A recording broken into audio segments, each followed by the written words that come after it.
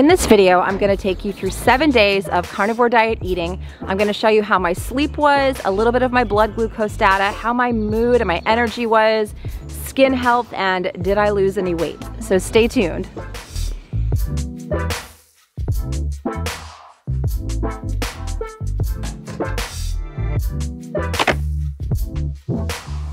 Welcome back to the channel, guys. My name is Sarah. I am known as Carnivore Yogi. Thank you so much for being here and clicking on today's video.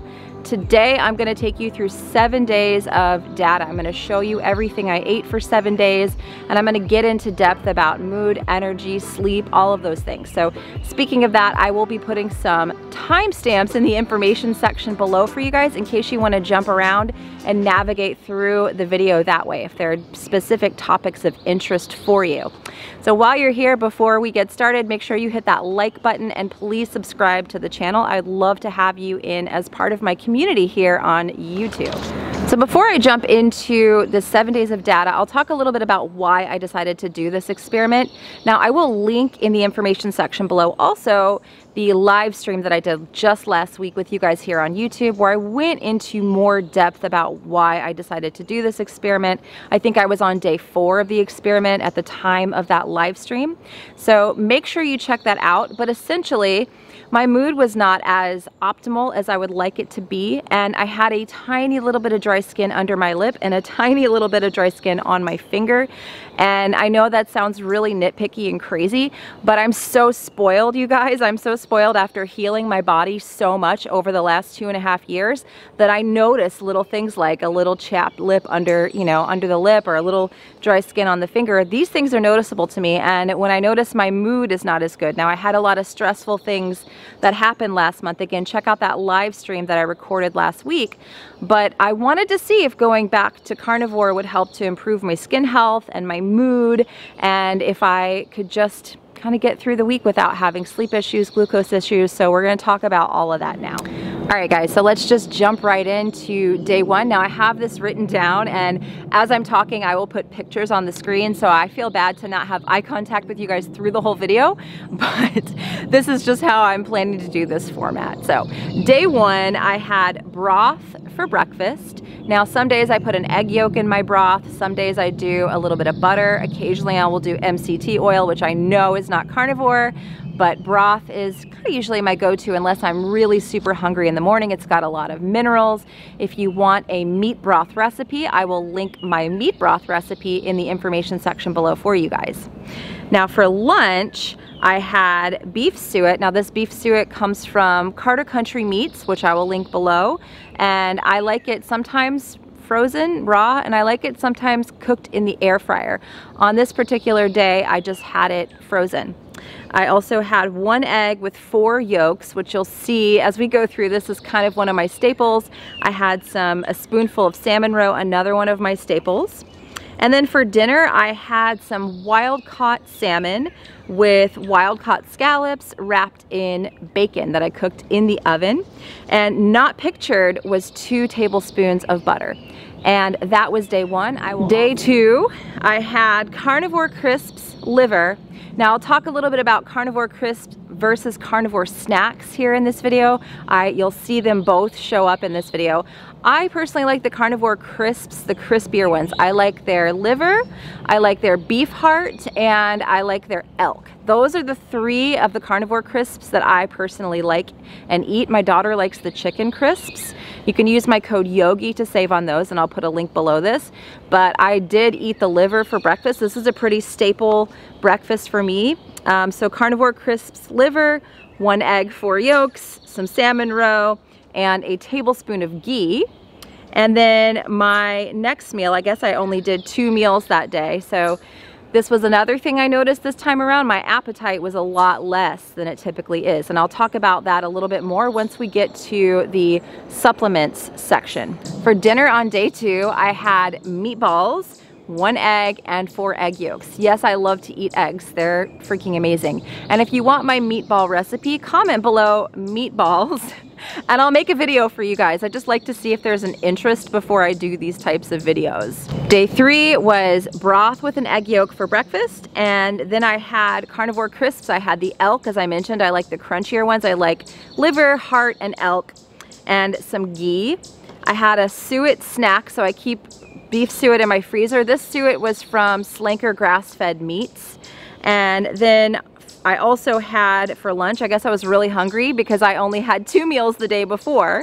So that was breakfast actually, the broth with egg yolk, and then I had the crisps with ghee. And then I had the suet snack. Then for lunch I had chicken with raw cheese, 1 egg, 4 yolks, and roe.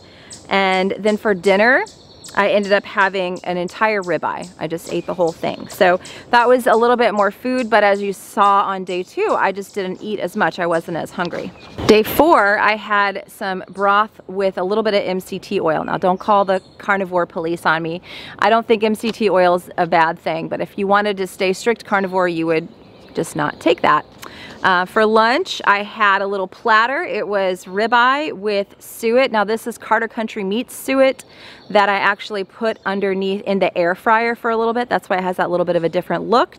1 egg, 4 yolks, and some roe. And then for dinner, I got a shipment of carnivore snacks on that day, which I will link below. Now, if you want the best ribeye, the best pork loin, the best beef sliders, you guys are gonna love carnivore snacks. And you'll see I kind of had some snacks for meals a lot of days. I wasn't planning on having the carnivore snacks ribeye for dinner, but they were just so good. I was like, you know what? I'm just gonna make a meal out of this. You can absolutely make a meal out of it. So dinner that night was carnivore snacks ribeye with butter. Day 5, woke up and had broth again. I think it might have just been with salt in it. And then I had 1 egg, 4 yolks, raw cheese, salmon roe, and the carnivore snacks sliders, the beef sliders. Now these are really good to kind of dip in like a chip thing. Now when I was not doing carnivore, I would make a lot of my own homemade guacamole, and I would take the carnivore snacks sliders and make a little guac. But I used them, I would like pierce my egg yolks and kind of use the egg yolks as a dip on the sliders. And those are really, really delicious, kind of light, flaky, absolutely delicious. And all the meat from carnivore snacks is sourced from White Oak Pastures, which is a big source for me. That's where I bought the meat for my meatballs. I use lamb and goat, and they're grass-fed meat. It's just really great sustainable meat, and that's where all the meat from carnivore snacks comes from.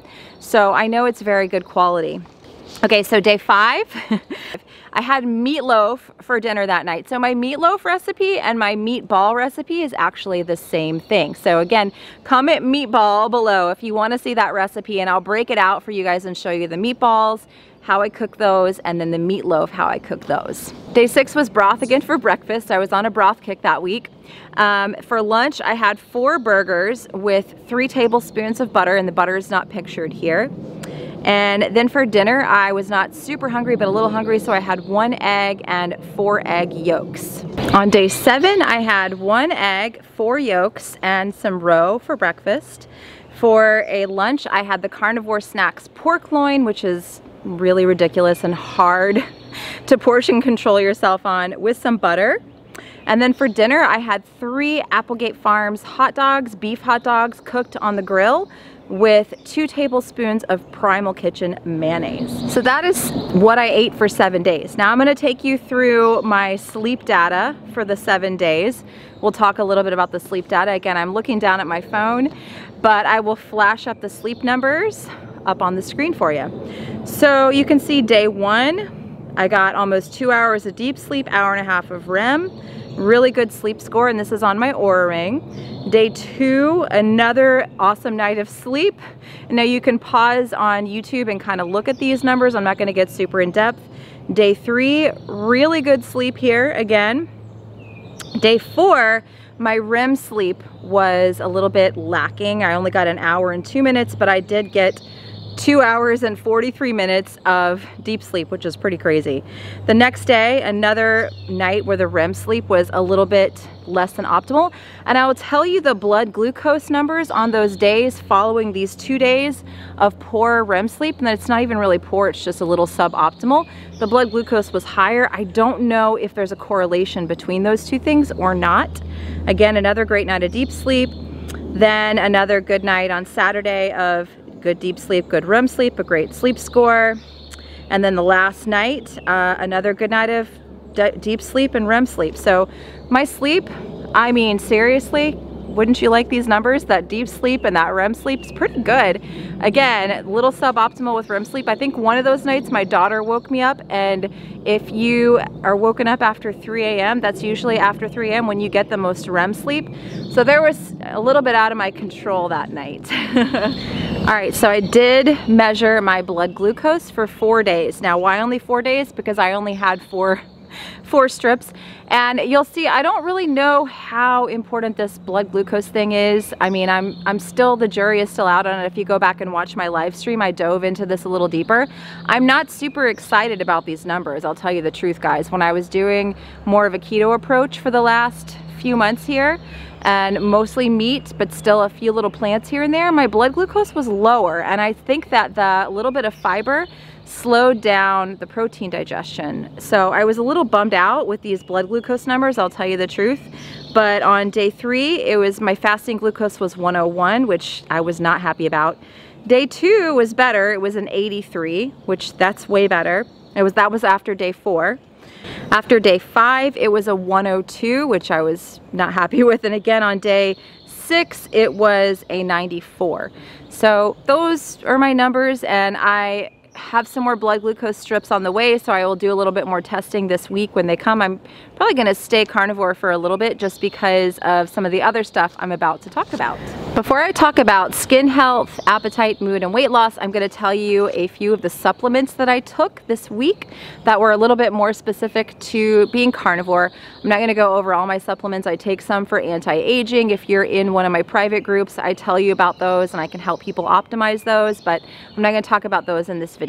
So the supplements that I took were HCl and digestive enzymes. And here's the other thing, I will talk about my appetite a little bit. My appetite, if I had tried to eat this amount of food before I had started taking the HCl and the enzymes, I think I would have been really starving.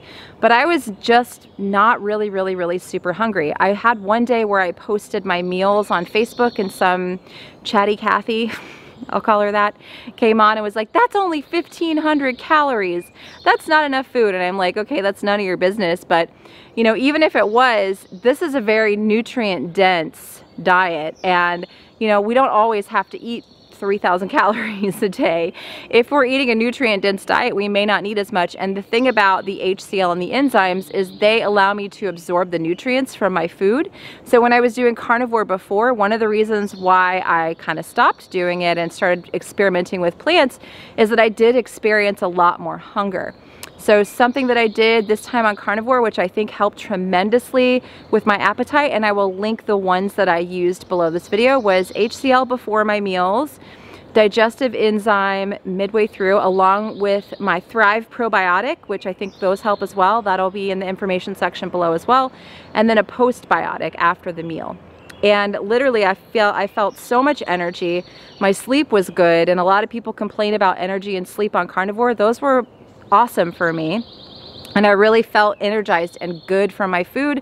I was not hungry, and it was the week before my cycle also. So that week I'm usually off the charts hungry.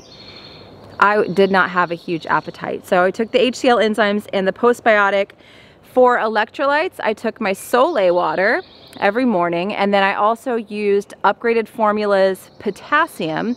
Now I've done an HTMA, I continued to do those, and they tell me like, you need this, you don't need this. And so right now I'm going through taking a little potassium right now because mine was low the last time I tested. So you may not need potassium. That's something you may want to check out first. I'll leave my HTMA link below. And I take the Upgraded Formula's magnesium before bed, as I mentioned. Sleep is so good. Sleep is so good on that magnesium. I just love it. So you can use my code, again, Yogi. If I ever talk about something, just try the code Yogi. It probably will work for you.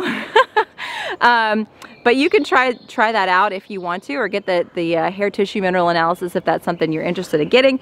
But those are the supplements that I took that are a little more relevant to my experience with carnivore. You may or may not need these things. It's definitely not medical advice for you to go out and get them, but they did help me to personally absorb my food, have the best energy, and have the best sleep. and I'm still taking those things this week. So as I just mentioned, my appetite was a little bit less this time around on carnivore than it usually is, and as a result, I lost 3 pounds just in that 7 days. I don't have a ton of weight to lose. I just have to caveat that. I'm not looking to lose 40 pounds or anything. I'd love to lose 10 or 15, but I don't have a ton of weight to lose. So 3 pounds, pretty significant for me, and I was pretty happy with those results. Skin health. Within 4 days, that little dry skin under my lip was gone, and the dry skin on my finger was also gone, totally gone. Skin health, awesome. I mean, I was shocked it only took 4 days for all that stuff to clear up. So that was part of my like wanting to do this, was the skin health. As far as my mood goes, that was the other part of me wanting to do this experience. Great. I mean, my sleep was great. I had tons of energy. I felt like I was really getting all the nutrients from my food, so I had really, really good energy. So here's my final thoughts. I am continuing this for 1 more week. I'm waiting on some blood glucose strips. I'm not sure if I want to stress out or not about blood glucose, to be honest with you, at this point in time. I will keep you posted on that, because I know it's something that I've definitely stressed out over in the past and talked about quite a bit in the past. But right now, I'm just kind of going by like, my sleep is so awesome. I got 2 hours and 46 minutes of deep sleep last night and an hour and a half of REM sleep, which is completely crazy for someone in their 40s. And I'm also, you know, mouth taping and taking the magnesium. But a lot of people, like I said, they say they can't sleep on low carb, keto, carnivore, low carb diets. I have the opposite. Like, I feel like I sleep even better this way. And yeah, I'm gonna stretch it out a little bit longer. I'll let you guys know. I'll keep you updated. I'm still not 100% sure if people should do carnivore diet long term, if it's what they need to do. So I'll keep you posted on that. But I hope that this was helpful. Please check out the links below. I am going to work on my how I quit, why I quit coffee video as well for you guys. Get that out for you in the near future. So I hope that you enjoy this. I hope it was helpful for you, and I will catch you guys in the next video. Bye.